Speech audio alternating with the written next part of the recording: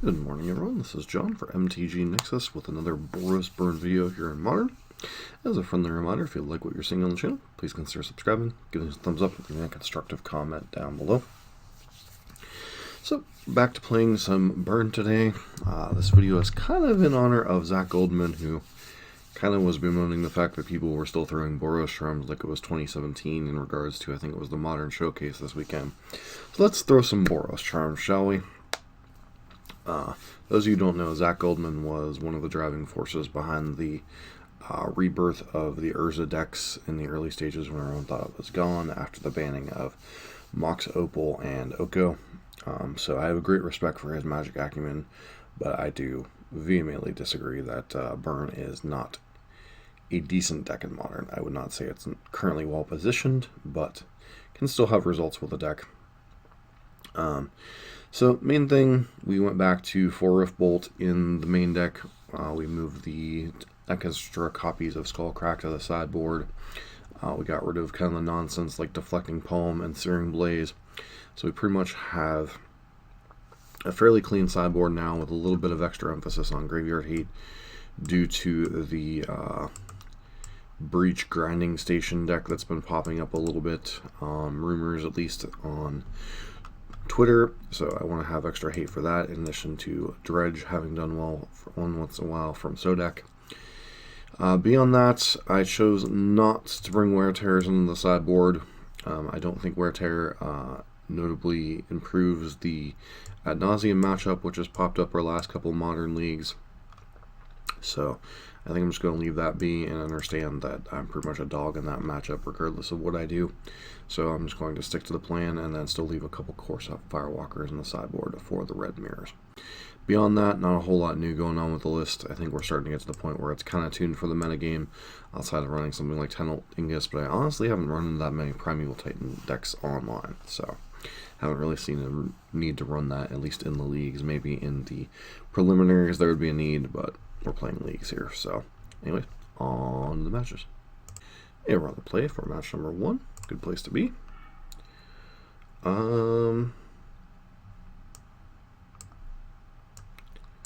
Hand's a bit questionable. We don't have any 1-drop creatures. And the spells are fine, don't get me wrong there, but we also can't cast Boros Charm and Lightning Helix. So I think this hand might actually be a mulligan, despite the quote lands and spells count checking out. So the mulligan here. This hand isn't a whole lot better, but at least we can cast our spells, right? Put back 1, 2, 1. I guess we put back Helix in terms of just raw damage if we're trying to do 20 to the face. 20 to the face plan doesn't usually work out terribly well for Burn without creatures involved, but do what we can.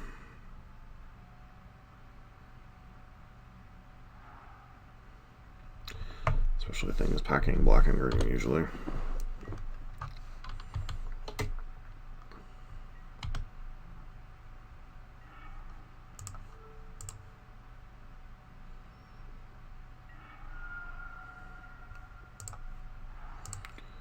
Awkward, because if we're up against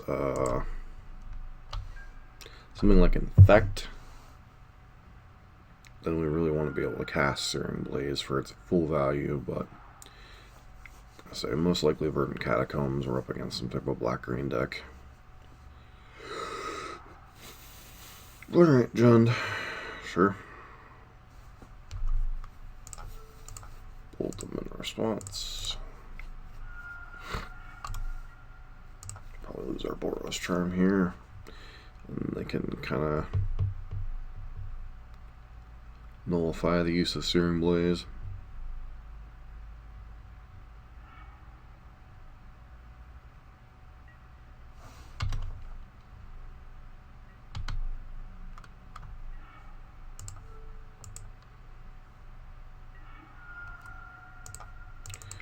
Fortunate, because if they have Bolt, they just get to use it here.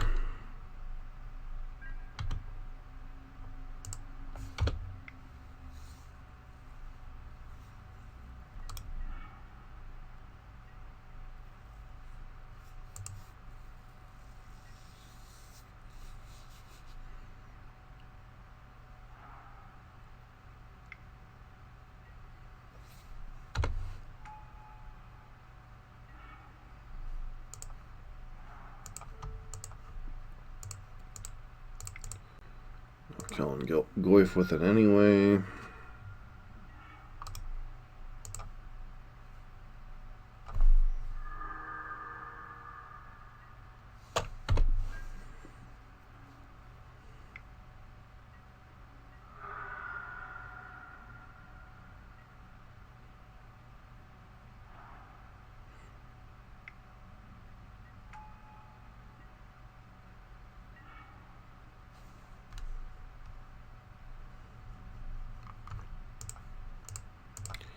Cast it as a blocker, but I'm pretty sure we're dead.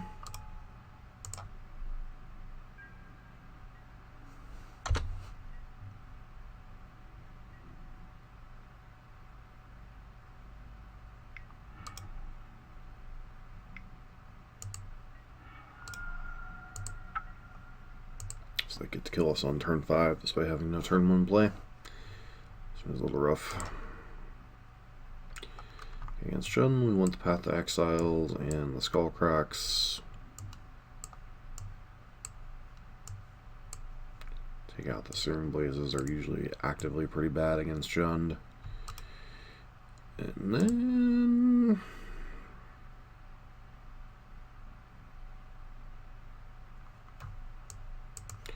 take out 2 copies of Skewer. They can sometimes be hard to trigger fairly well. Bring in Pass to deal with, try to deal with like their first Tarmogoyf or whatever. Obviously, it doesn't further our damage game plan, but taking away their first clock that burn spells can't deal with, a la, you know, Tireless Tracker or Bloodbraid Elf, usually Tarmogoyf for Scavenging Ooze, can be quite important to prolonging the game long enough to rip enough spells to kill them. Saying is much, much better. So when I talk about Burn's better hands, I'm usually referring to 1-drops. Burn often has a hard time of just ripping 7 burn spells and killing you. Just the nature of trying to rip that many actual spells can be difficult. The problem is Jun wants to actually beat Burn, like multiple copies of Collective Brutality in their sideboard, etc. Even this hand's going to have a hard time. So I'm going to grab a Sacred Foundry, even though we have a white source, simply because there might come a point in time where we want to cycle that Sunbaked Canyon away. We have a bolt, okay.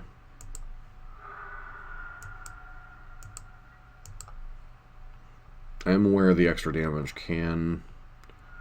Okay. Goblin God effectively did 4. Because they had to shock in.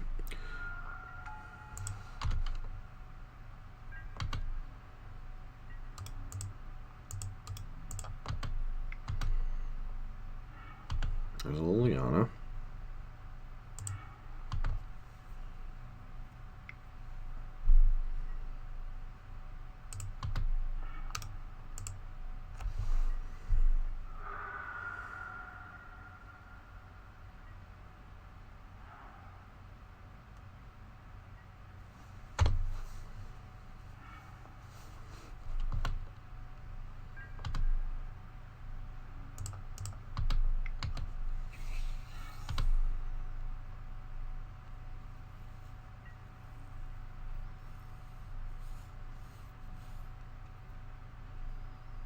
It's possible they have another interactive spell, so I think I should just go for max damage here. If they do, I'll play it on them. If they don't, then I had Fatal Push anyway, so it really didn't matter. I mean, it did, but it didn't, so... Let's see if they have a Swamp for next turn. Sure.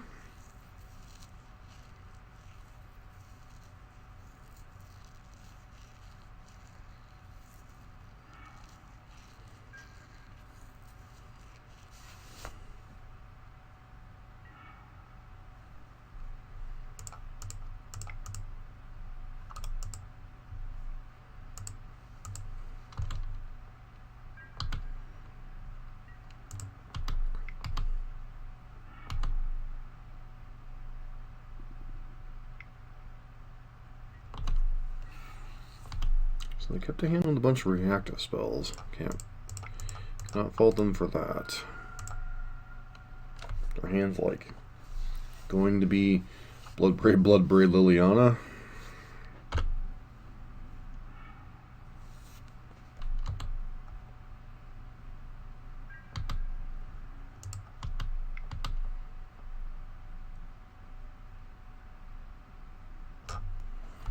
Alright, and we got there. Now, unfortunately, we have to try to beat Joan on the draw, which is a good bit more difficult. Not impossible, but difficult. I still don't think we changed how we sideboard here.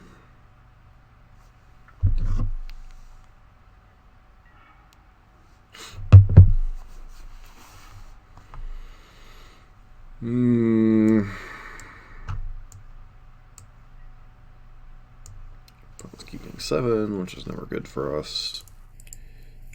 Hand's fine. One more land than I like, but at least it's a cycling land, so.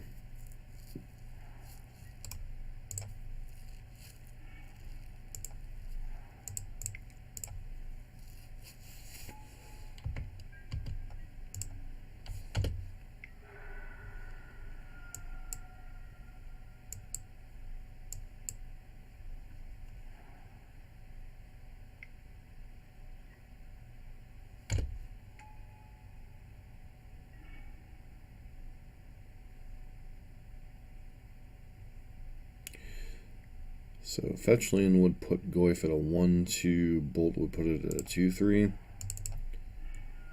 I think I'm fine with.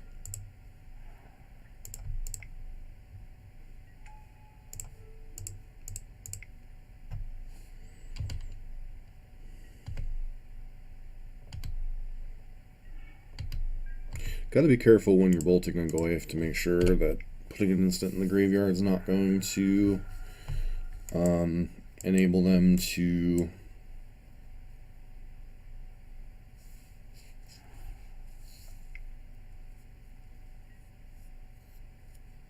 sure.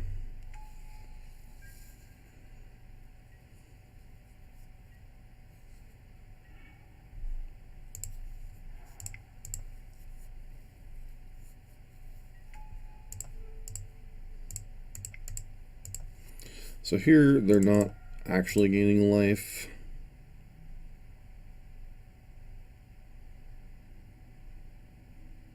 With Peatland, so I think they just leave the creatures in the graveyard.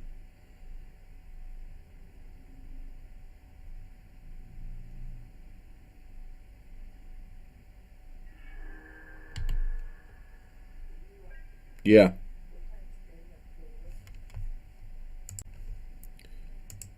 Alright.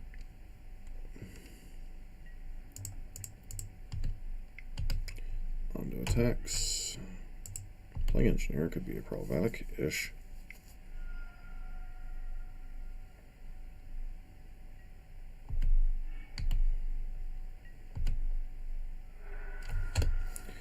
Drop them to 10, then to 9.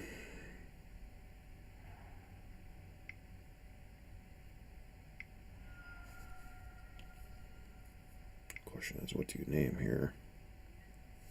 Human or Goblin?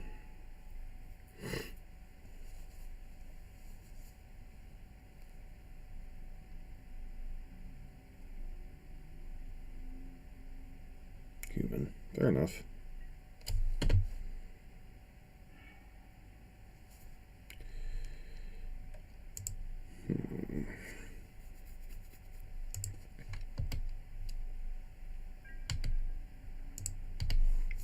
Attack with Goblin. See, alien, unfortunately.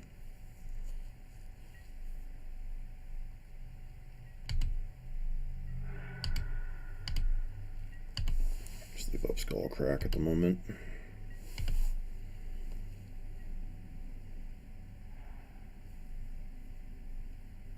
So one of their other cards in hands will land. Sure.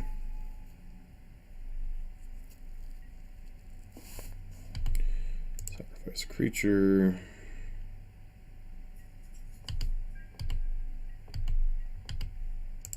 Remember how I was talking about earlier when I was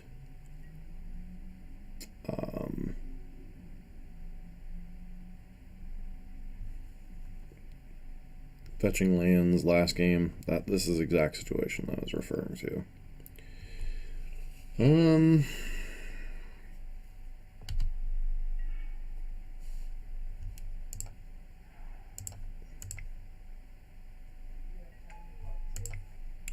Yeah, in a minute.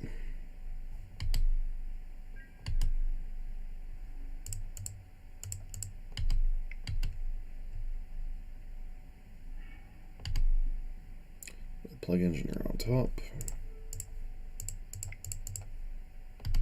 We'll effectively shut off that fetch land unless they have a removal spell.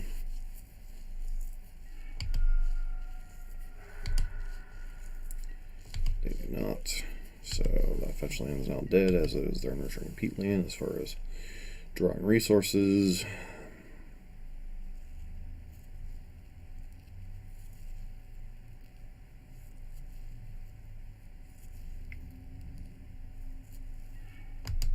Yep.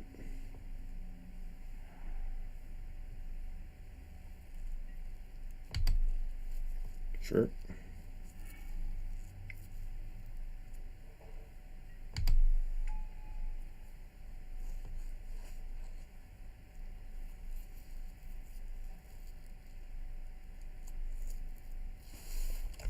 They weren't technically dead as it stood. I guess they were. Alright, nice to rally back and beat John there. Back for match number 2. We're on the play here.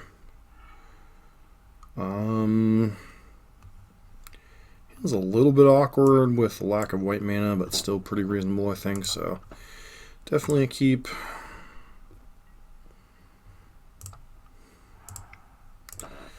Get on Goblin guys here. Hope we can run them out of the building before Island.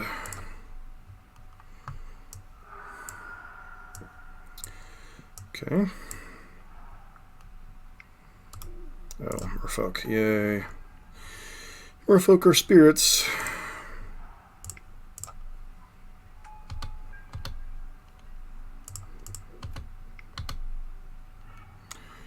Confirmed Merfolk.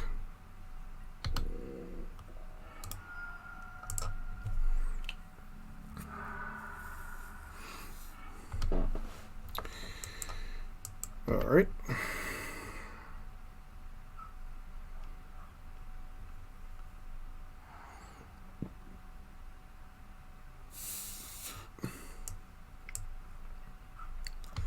Sure.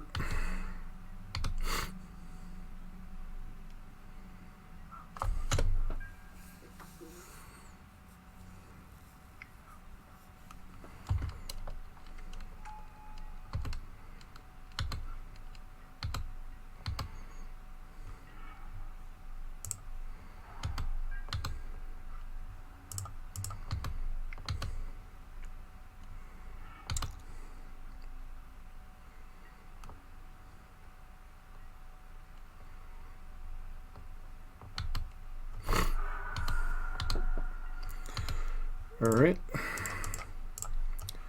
Eidolon's pretty terrible against Ether Vial, but at the same time, our opponent wants to double spell. They're going to take some damage.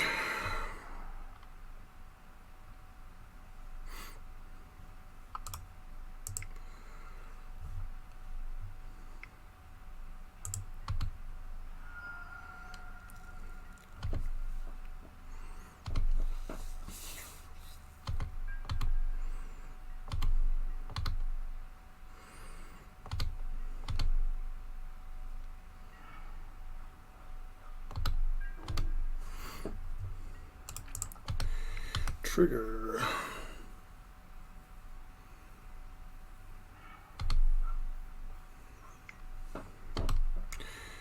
Please don't be Silver Gold Adept.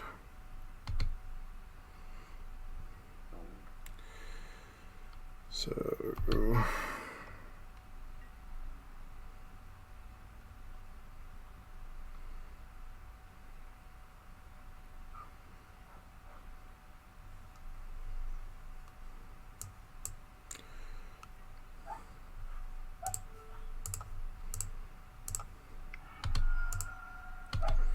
So if you have Force Negation, you're dead.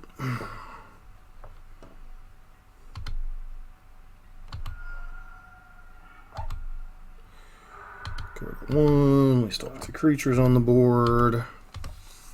Have a currently lethal spell in our hands.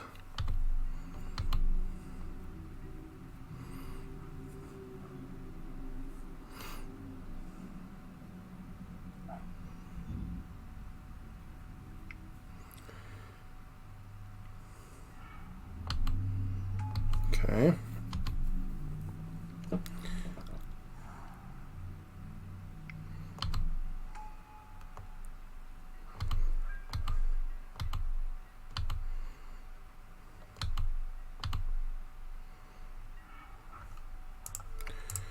Do you have Force Negation?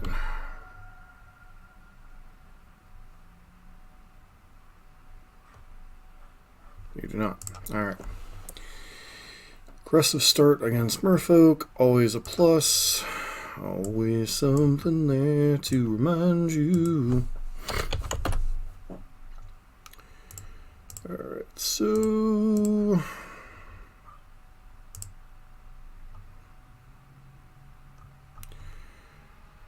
Merfolk. Silver. Gill Adept.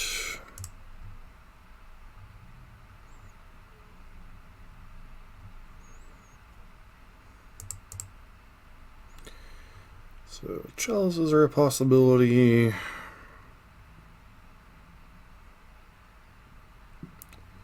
Counter spells are a possibility. So I think going to bring in the smashes, going to bring in the paths, and bring in the firecrafts, although they are a little wonky. Down the skullcrack. Down the Eidolons, because they're pretty actively bad in this matchup. And Shiva Boros Charm.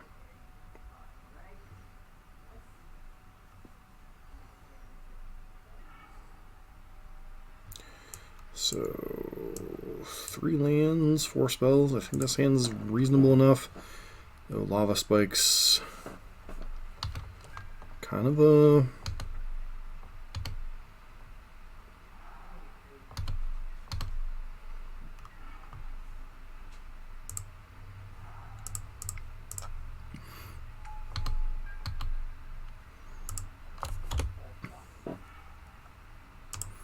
Harbinger of the Tides.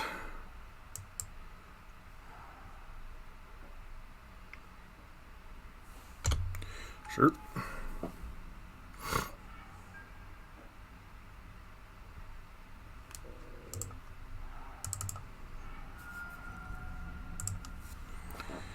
Mountain, Cast Goblin Guide, Vulture Dude,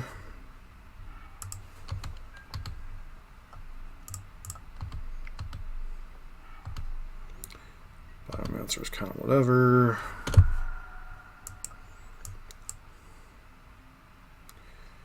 Big problem here is we're kind of floating out a little bit. Tidebinder Mage, sure.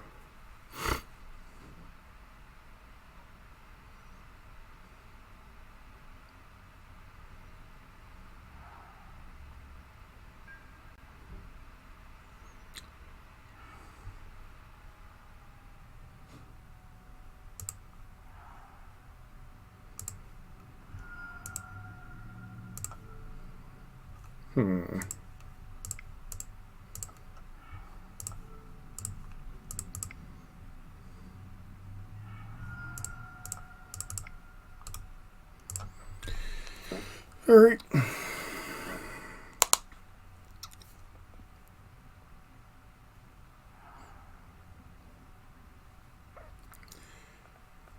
One of the cards in your hand is a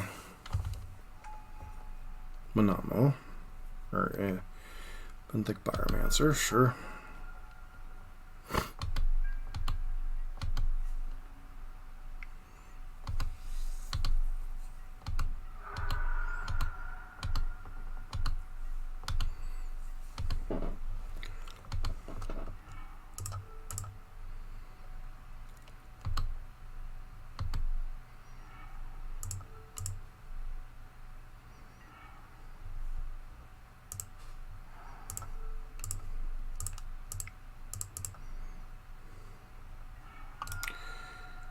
through the turn. Merfolk has a fair deck, not very good against burn. Merfolk disrupting burn, a lot more difficult. Harbinger of the Tide, sure.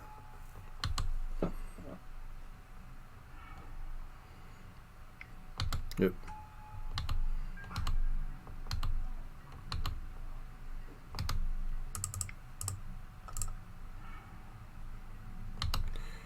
Draw a mountain, draw another land, because why not? Alright, well, I mean...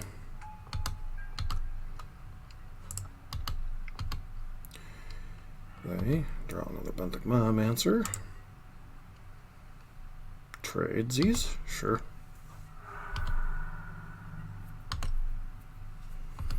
Just another manic Monday. Hello, darkness, my old friend.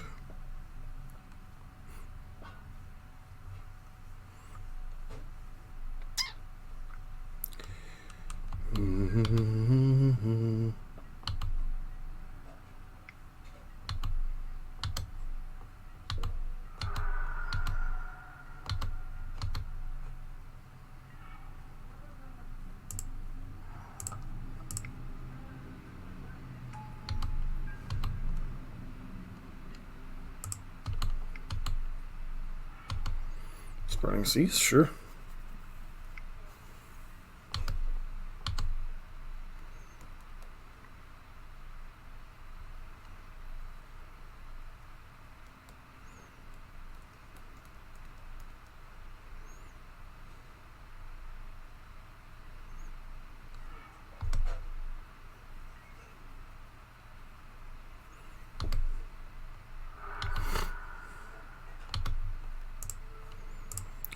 Guess we point this at the face.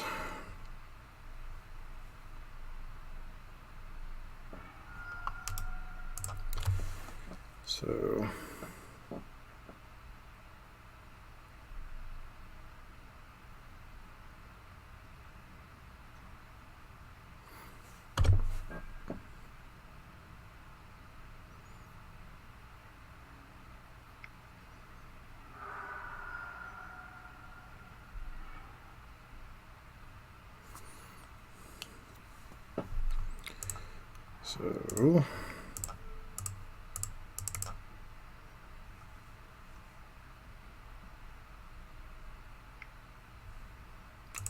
that's thing on a smell snare. Gotcha.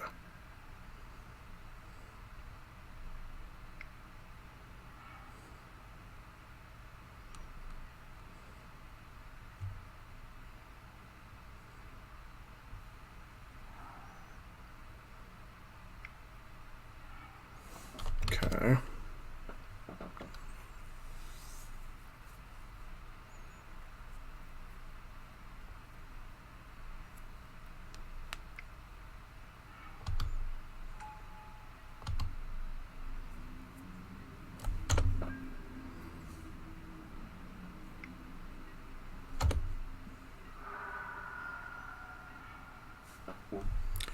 So I think I go face and hope to rip.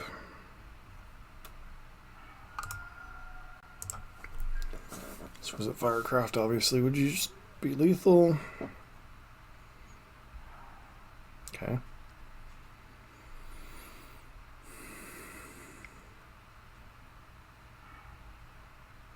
Okay.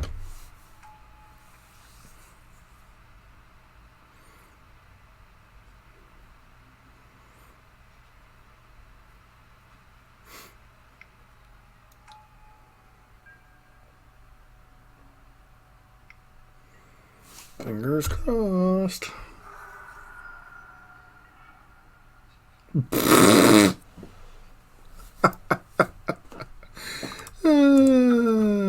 Yeah, that seems appropriate, right?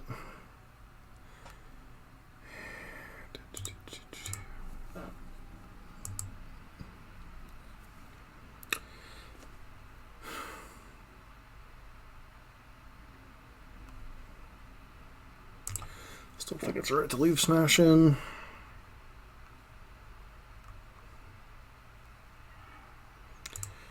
play first.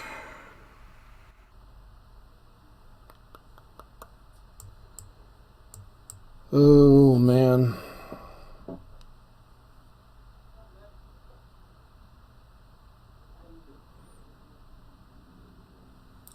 This is really a trap hand in this matchup.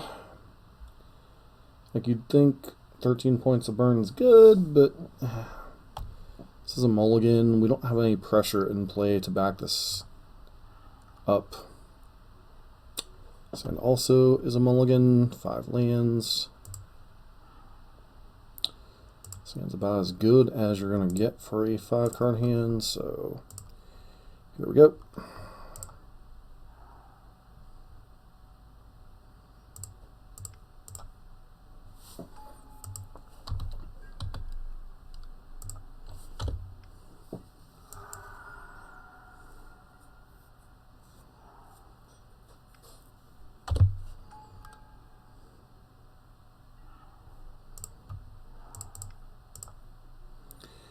At least we're going to get to use our mana every turn, right?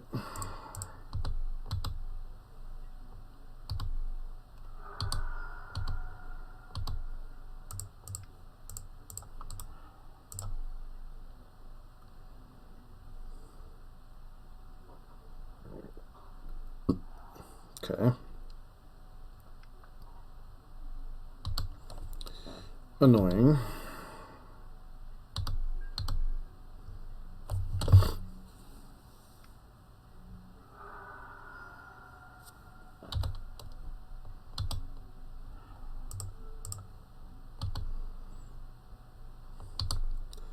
I think our opponent properly identified that their thing was dying.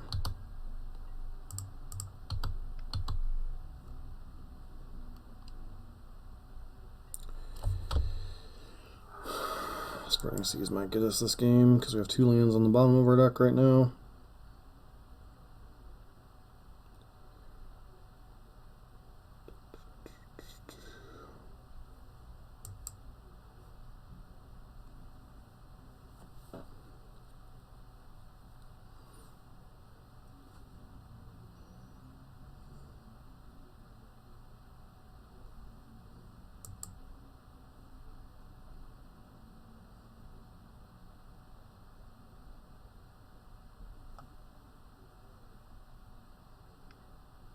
Yep.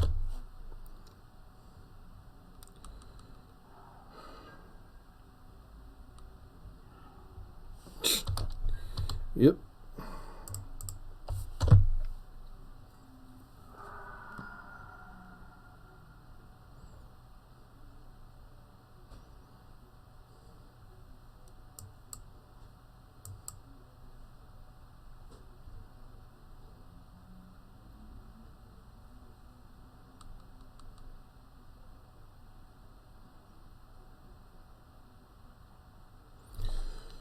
When your deck is not good, but sometimes land destruction gets you there.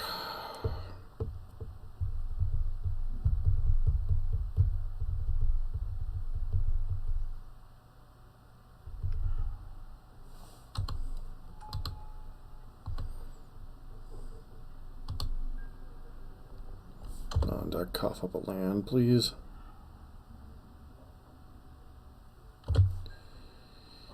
That is not the land we were looking for.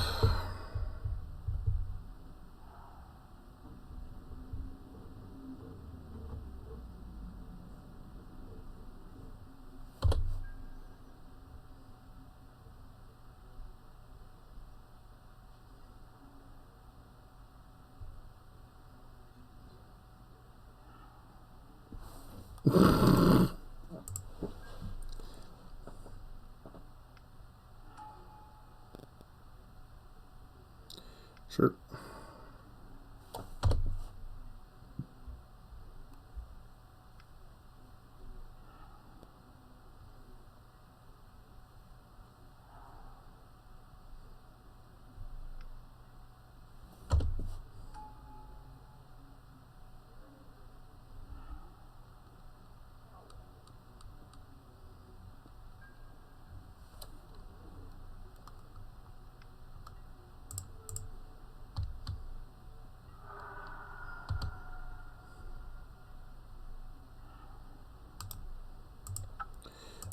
That's enough for this match.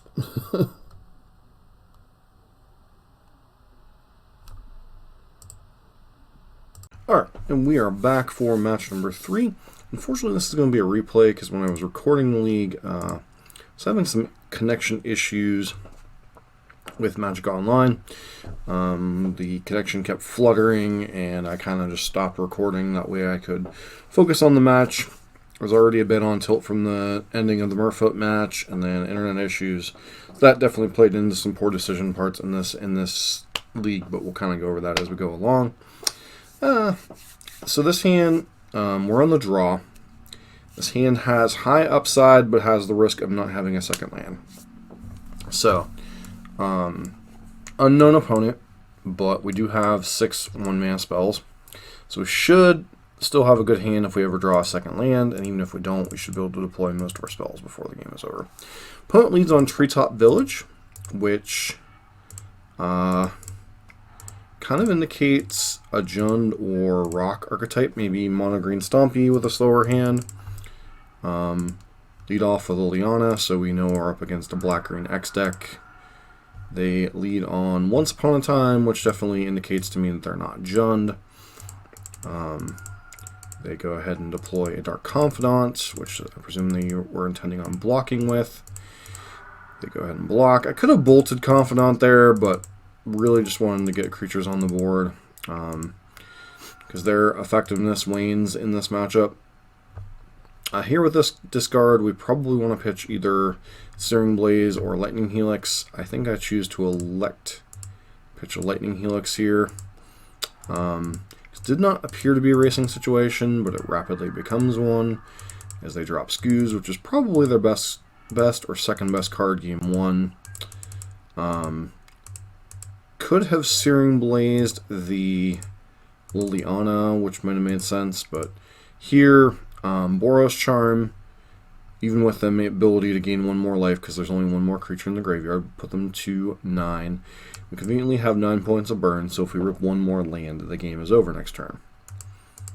So that is the kind of line I set up here. Play Tireless Tracker, they do the thing, attack us for 5, down to 15. So I do the Boros Charm thing.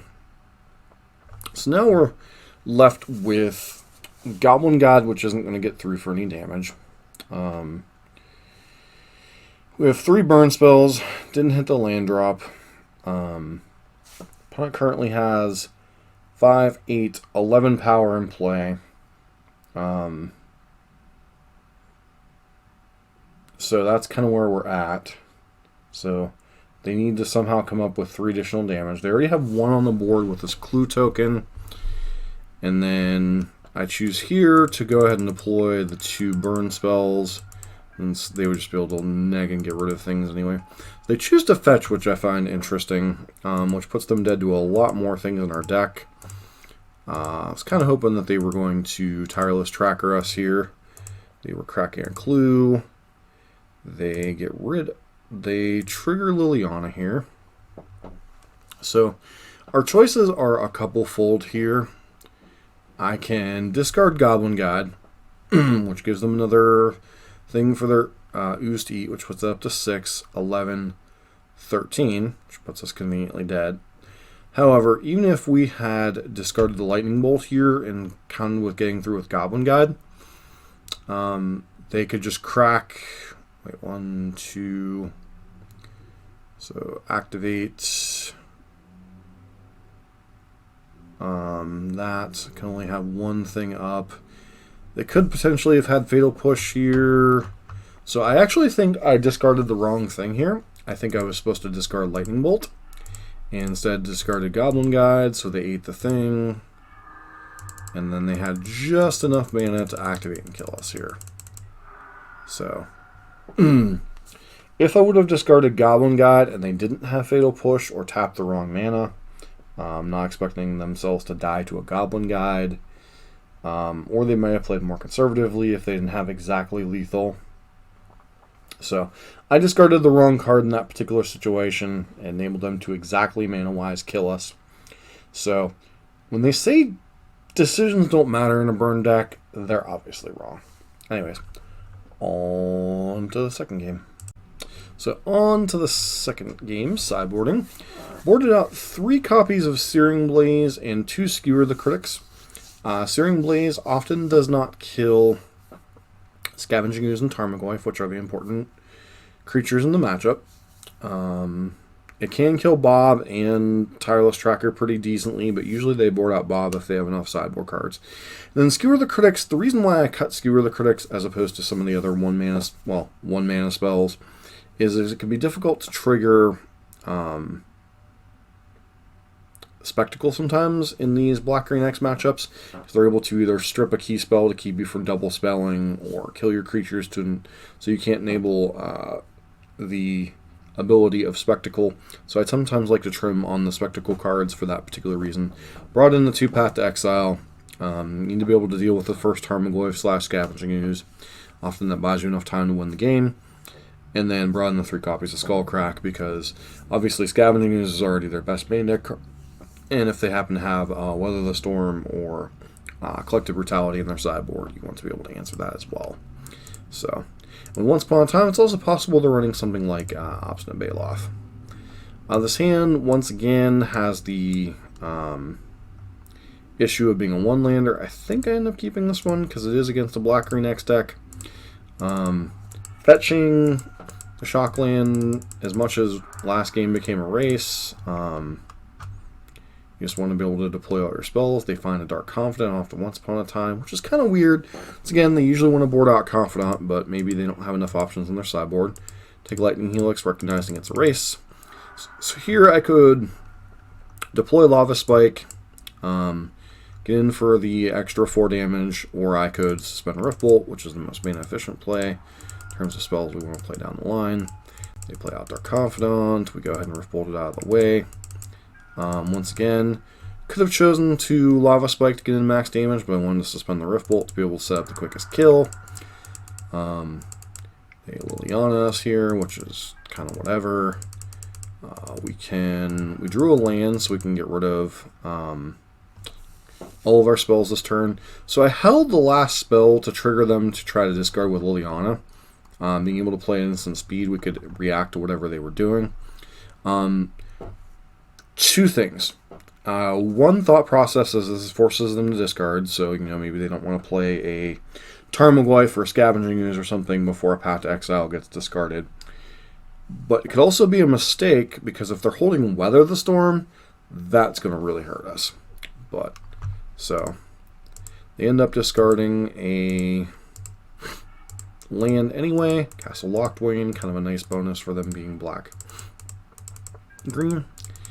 And once again, I'm debating about Weather the Storm here, but I think I should have realized after last turn they didn't have it, so I should have just fired off a Lightning Bolt.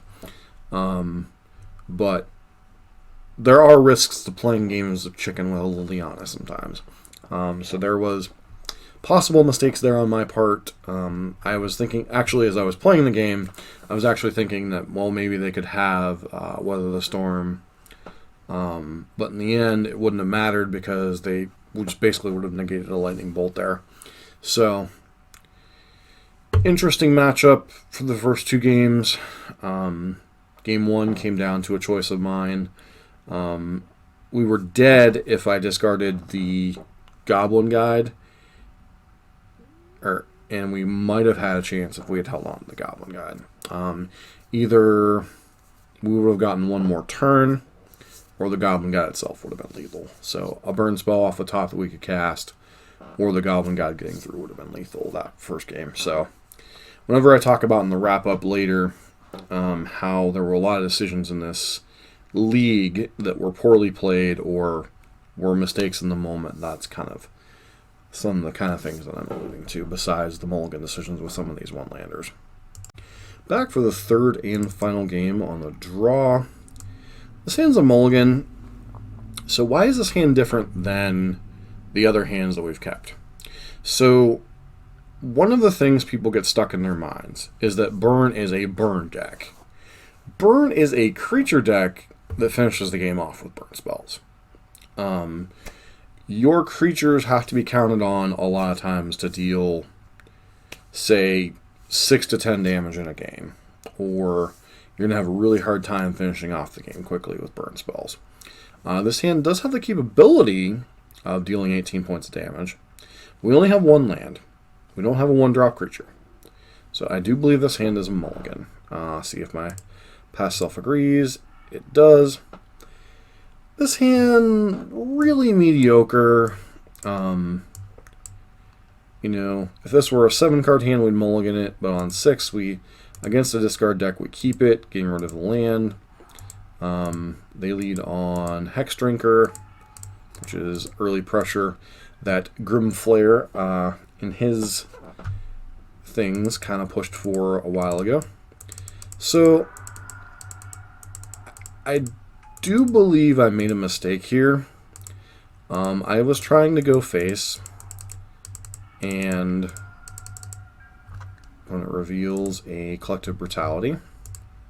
So I was trying to go face to make Dark Confidant work against my opponent here. The Fulminator may just take off a land, which kind of messes with the math here. I wasn't counting them bringing in Fulminator Mage, and if I had been able to untap with land here, we could put them to 1, and then any spell is lethal. So I just go ahead and do the thing. Unfortunately for us, fortunately for them, Dark Confidant revealed a land. So they do the attack thing, get us in for here. Then the Collective Brutality. Using 3 modes, pitching 2 lands, gaining 2 life puts them to 9. Taking a card out of our hand, which puts us to 7, which means Hex Drinker plus Tarmogoyf is lethal next turn. Another mistake that's made, but we'll get into that. And then they Brutality, they're Dark Confidant, so their Dark Confidant can't betray them. So they do that. Still, I mean, despite the situation we're in, we have some options. I draw Skullcrack. So the choices I had here were I could skewer the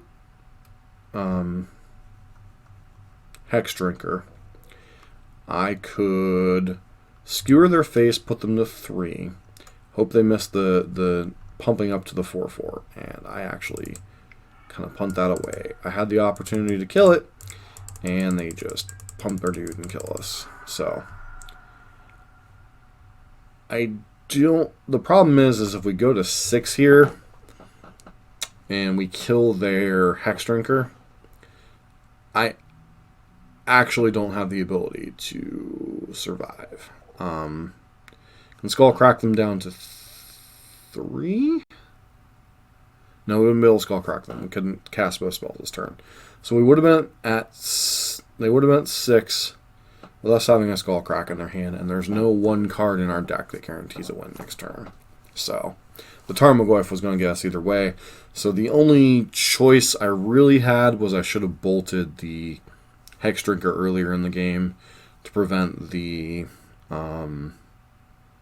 6 or 8 damage that it did throughout the game. Was kind of the play that may have cost me the game here. Just something to consider as you're going back through and watching matches is like, what decision points could I have taken differently to try to prolong the game, to draw enough burn spells to win the game. And certainly losing our Inspiring Vantage to their Fulminator Mage tremendously hurt us as well. That limited my potential to chain spells. I would have been able to get more spells out of my hand, or if they just left the Fulminator in play for another turn cycle. So props to my opponent for understanding they didn't have enough cards for the matchup, that they had to take the measures that they had to take to try to win whatever way they could. So that's it for the 3rd match. Let's get into the 4th match. Back for match number 4. Had a rough go at the last couple of matches. So hopefully the computer issues and whatnot are figured out. And it's pretty reasonable. Riftbolt and Eidolon's pretty decent. Gotta fetch at least 1 copy of Sacred Foundry here to turn on all of our spells, so Fetch Basic Mountain first, in case we draw Inspiring Vantage next turn. It's a point people have made in the past. So I'm inclined to go ahead and do that here. So we're taking a fairly substantial amount of damage from our own Eidolon.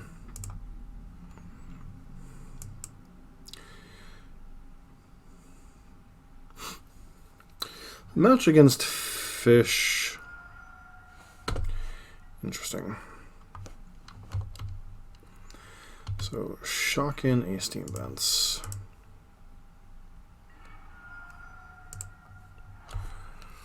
So there's a couple things that could mean. That could mean they're holding up Spell Snare.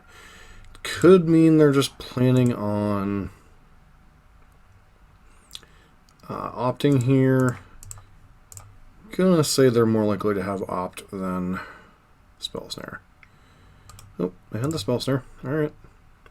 It's possible we were supposed to just double spell there and kind of strand the card in their hand.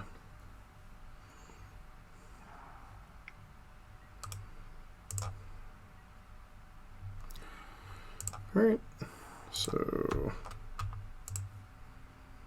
do that.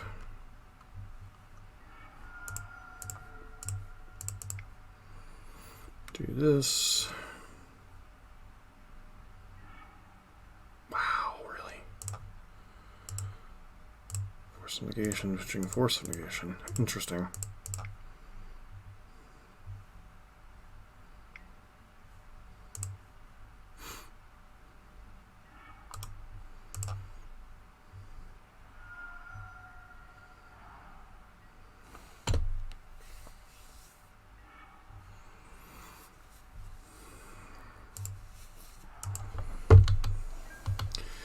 Not the best of shape. If they were at 6 or something, we'd be in a lot better situation. Yep. Rather have them snapped op here than snap Spell Snare, so...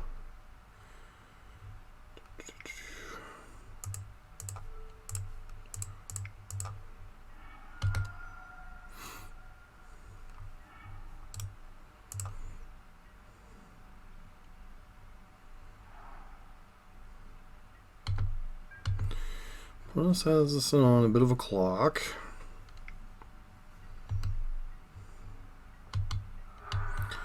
Don't have enough information to know if they're on the breach plan or something else here. Okay, definitely not on the breach plan.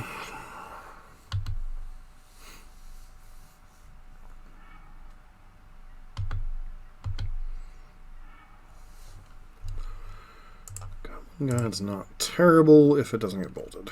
So there's a good chance they have a bolt here. Trigger. Remand. Okay, opt. You're going to put that to the bottom. Interesting. So they don't have a bolt or anything? Okay.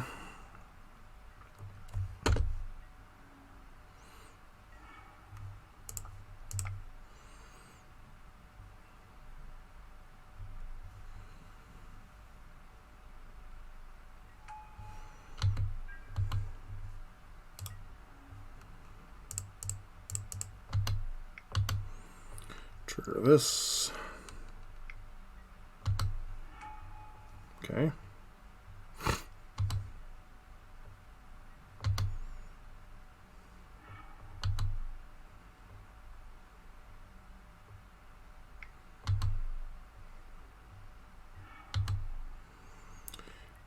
Okay.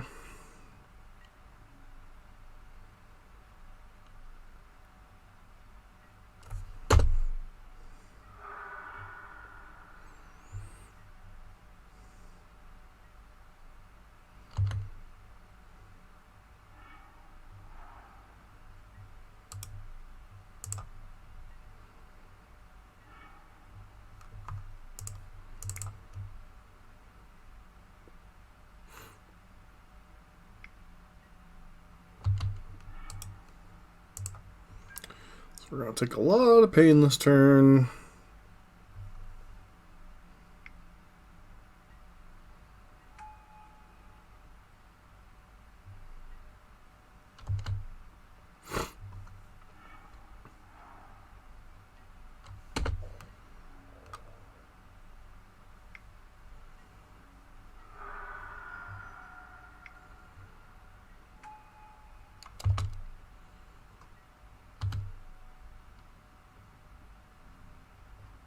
card on top. That's probably a land then. Alright, well that was fun.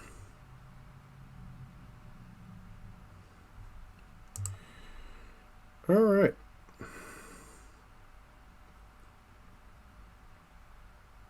So, Blue Moon.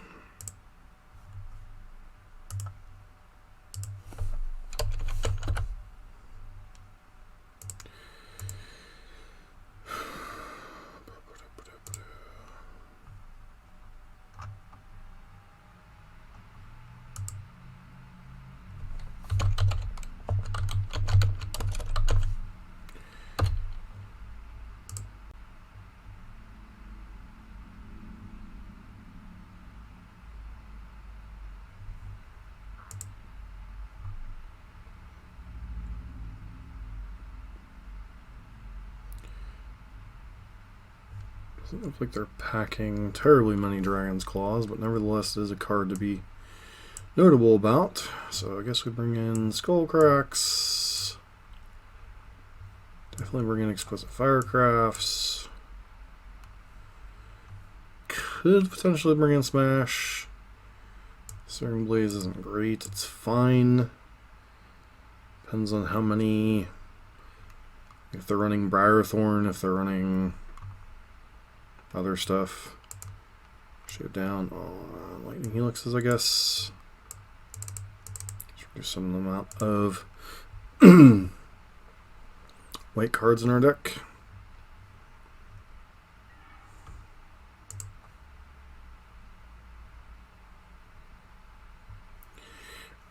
It's a trap. I think we keep it though.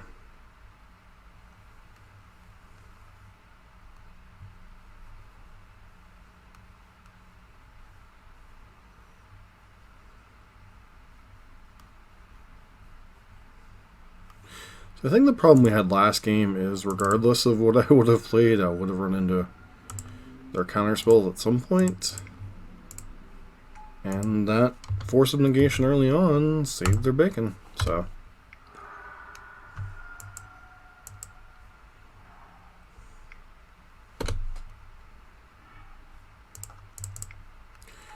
I guess if I'm going to draw non-land, that's a pretty good one. They're a Delver deck? Oh my. Okay.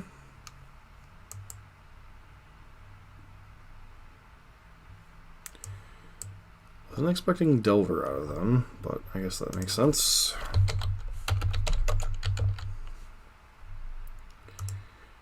Alright, and they conceded. Cool. So the fact that they've revealed that little Delver nugget means I definitely want these Searing Blazes in my deck.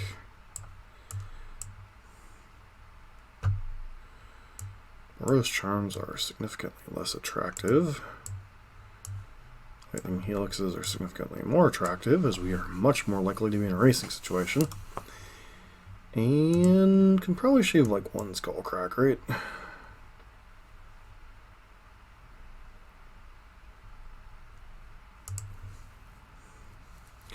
Pass an interesting card, but I think all of their creatures then are boldable, so interesting.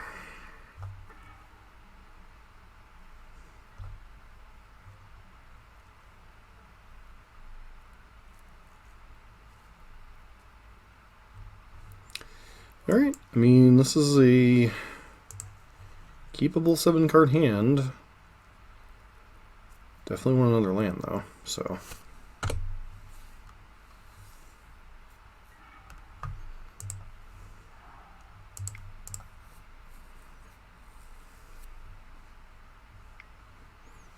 Okay.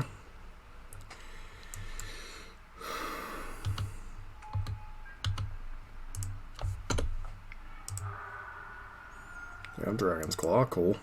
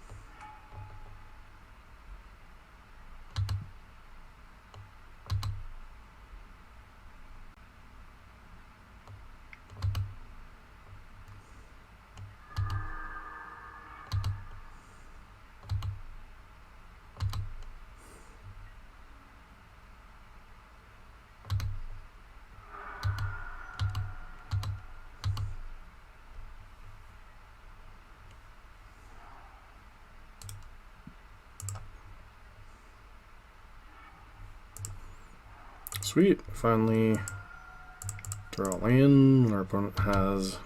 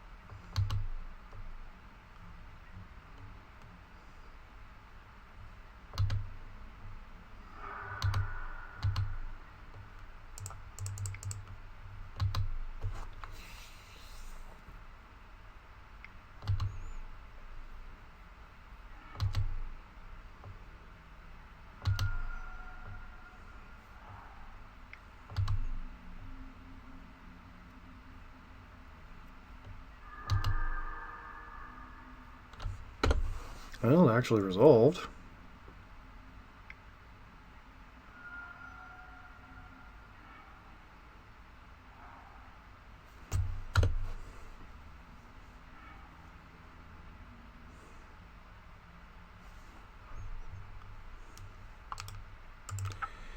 Just not winning uphill against this much mana, that many cards in hand and a Dragon's Claw.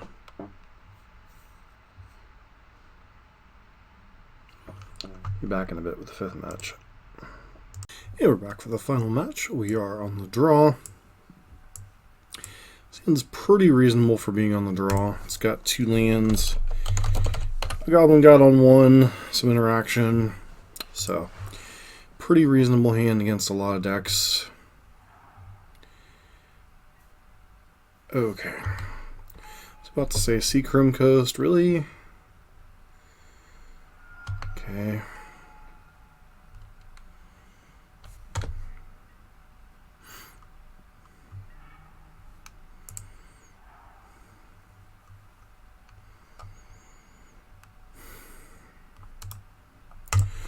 Gonna hold off on casting Goblin Guide this turn. I want to hold up Bolt. Just in case they have anything like All That Glitters or any kind of nonsense like that.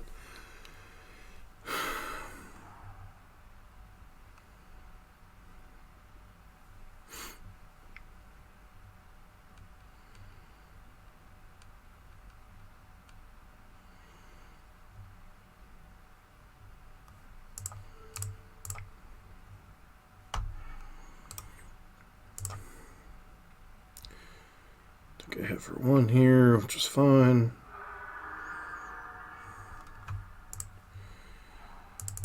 Grab a Sacred Foundry, even though this is going to hurt a little bit. Go ahead and just blaze this.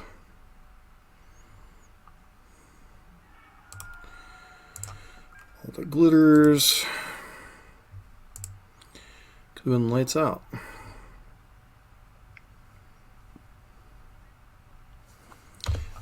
He's got the gingerbread man.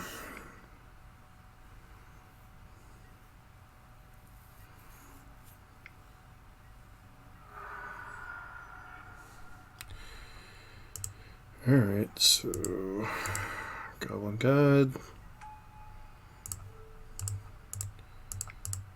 Getting Helix.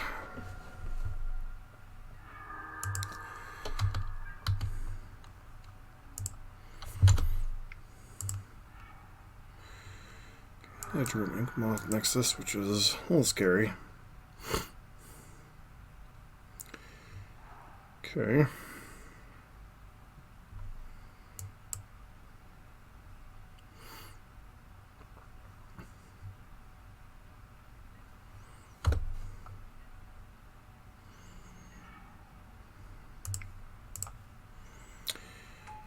Alright, firing with our Goblin Guides here.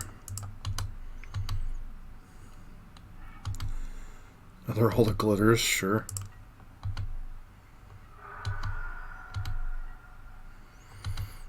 just leave up Lightning Helix and Boros Charm here.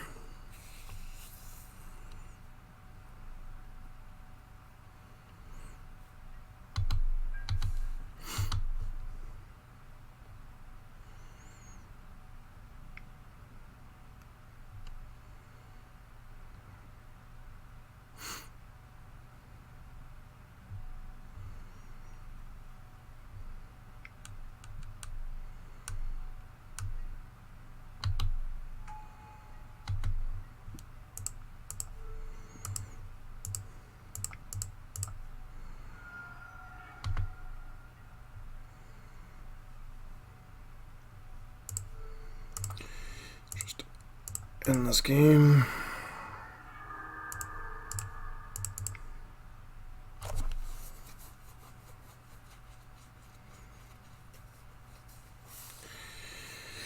Alright, so a pseudo budget affinity list. Definitely want the smashes, definitely want the paths. Other cards we could potentially want, Skullcrack. Cards that are not quite as interesting. Eidolon on the draw especially is considerably worse. And Boros Charm, probably the next cut. Reason you cut, it's either Boros Charm or Lava Spike. From a mana conservation perspective, I think it's Boros Charm. You cut cards that are non-interactive in interactive matchups, and this is very much an interactive matchup. You want to hold up bolts and stuff just for their... Alright.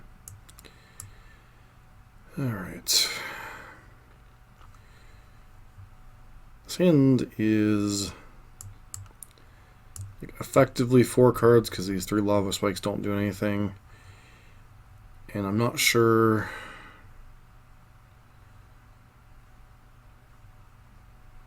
This hand's good enough. Okay, now we have the opposite problem. We only have 1 piece of interaction, 5 lands.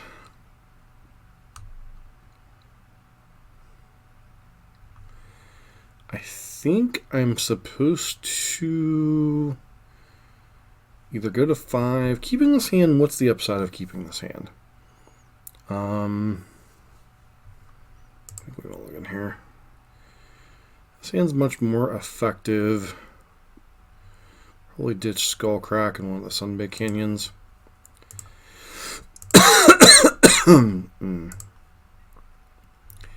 This hand at least reasonably interacts with them.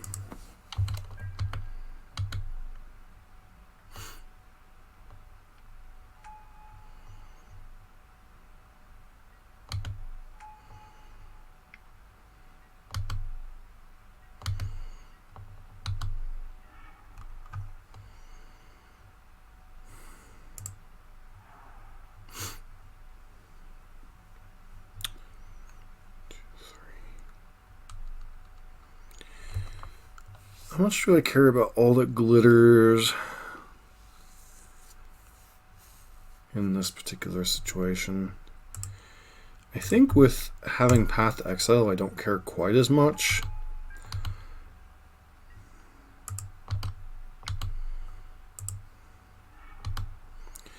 Hanging on the land is unfortunate.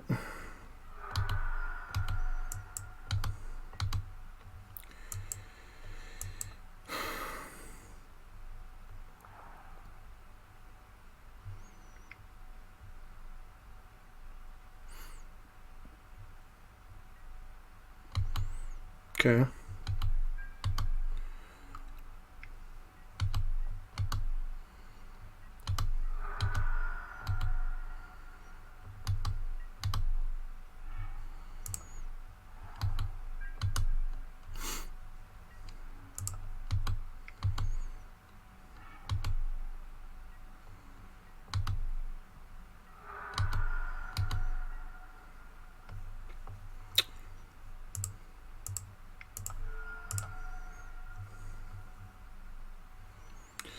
do this now.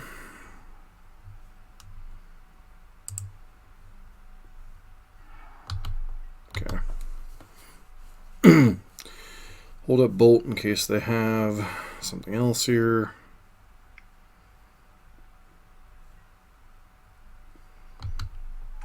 That one's mildly annoying.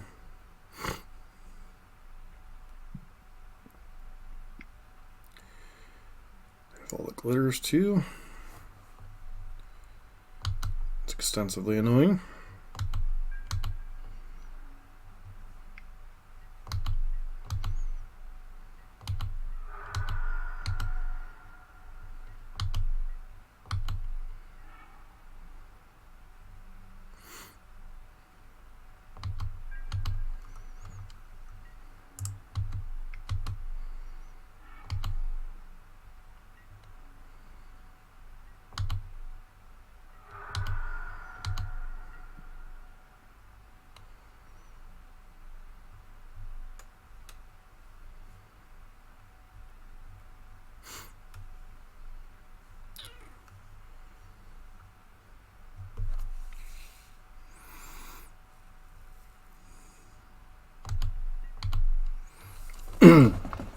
So we have an outside shot, but it is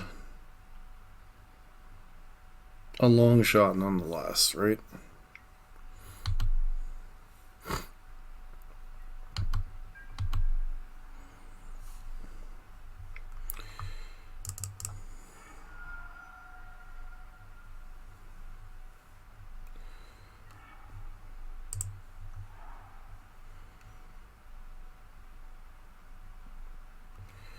Pretty sure we're just dead to this setup anyway, but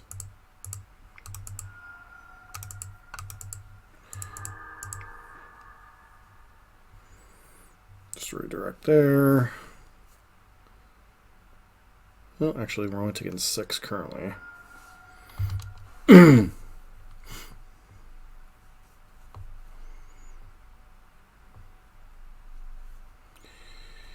But then we're not going to be able to tap our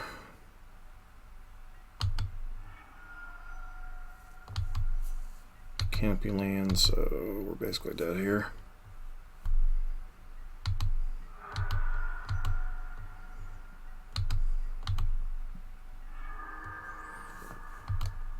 Let's get a little bit more information here.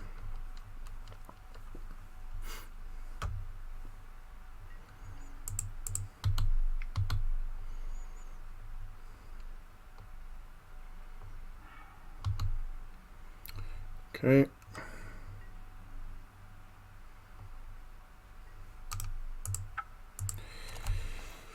All right.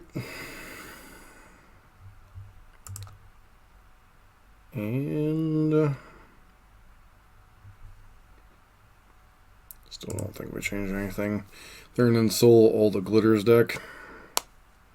So basically trying to port a Pioneer build into Modern. Ugh. Well, my old favorite one land die hands. We'll try it because this hand has a lot of upside, but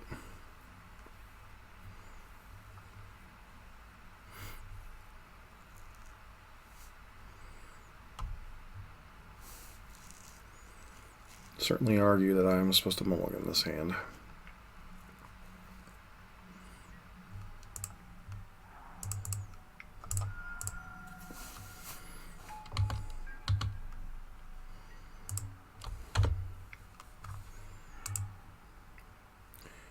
Okay, so opponent's got scissors. Hopefully we draw a second land so we can keep up Bolt.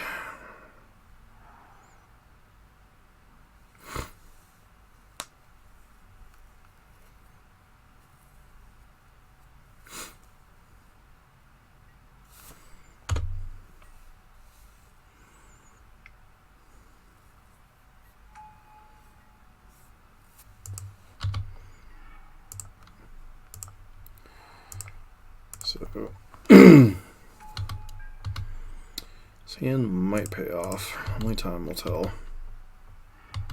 Ginger Brute, Ginger Brute.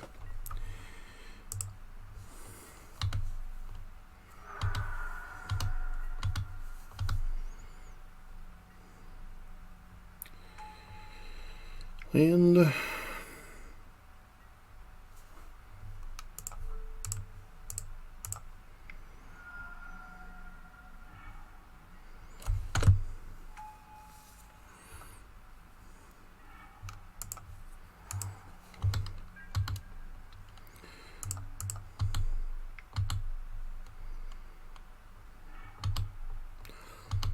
all right.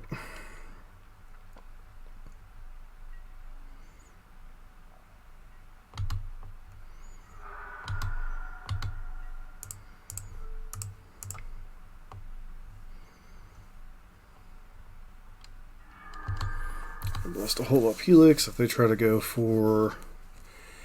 Guess if they go Ensoul on Darksteel, we're in some trouble anyway, so. Looks like exactly what they're going for.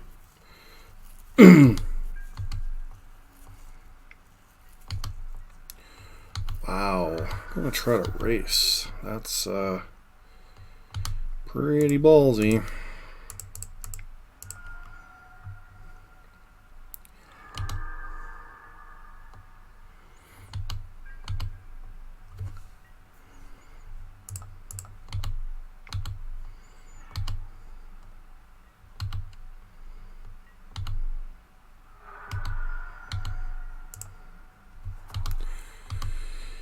All right.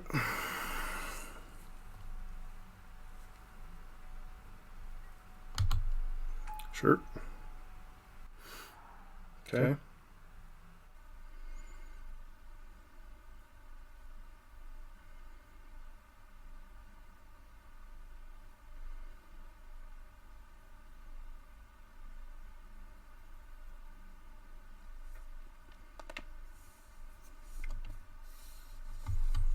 Okay.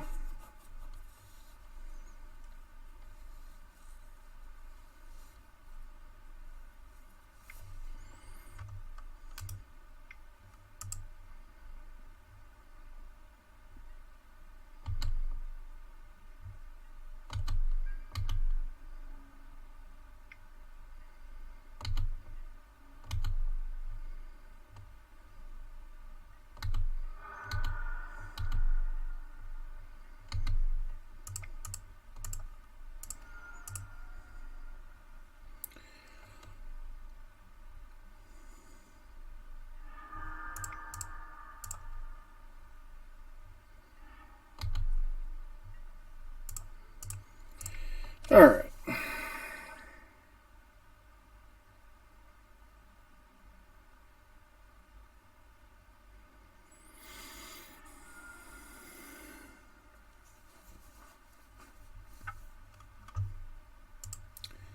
All right. On to the wrap up.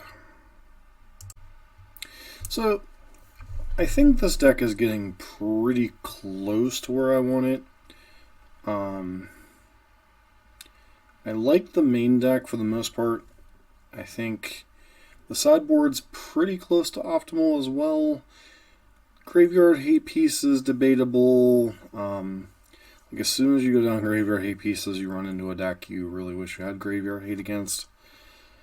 That Breach Grinding Station deck that's been popping up because of, I think, Pascal Menard.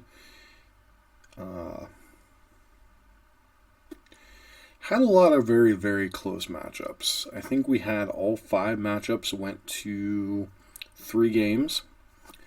I know there was some risky keeps on my end with the one-landers. Didn't pay off in some spots.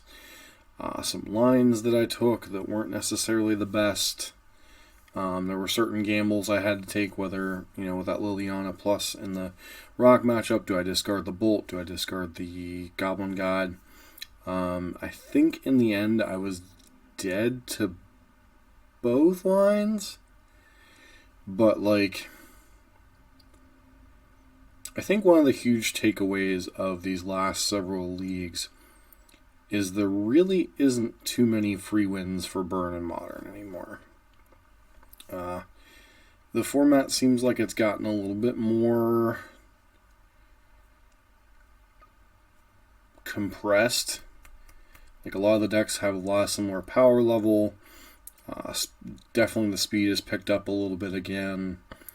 So the format's gotten faster again. There's a lot less margin for error than there was. And I think if you play poorly, Burn's not going to do well. I think this is still a deck that can easily 3-2, 4-1 leagues. I think this is a deck that can still be competitive in larger events. I do think the margin for playing poorly or mulliganing incorrectly has certainly decreased over the last several months. And I think you're really starting to see Burn become more of a skill deck than a oops, I win deck in a lot of these leagues and stuff. Like, a lot of the silly mistakes that I would make from time to time didn't used to punish me quite as much, and now, like, there's been a lot of games where opponents basically lived at effectively 1 or 2. Opponents understand how to play against Burn much better. I think Burn's gotten a lot higher respect after its breakout performance last summer.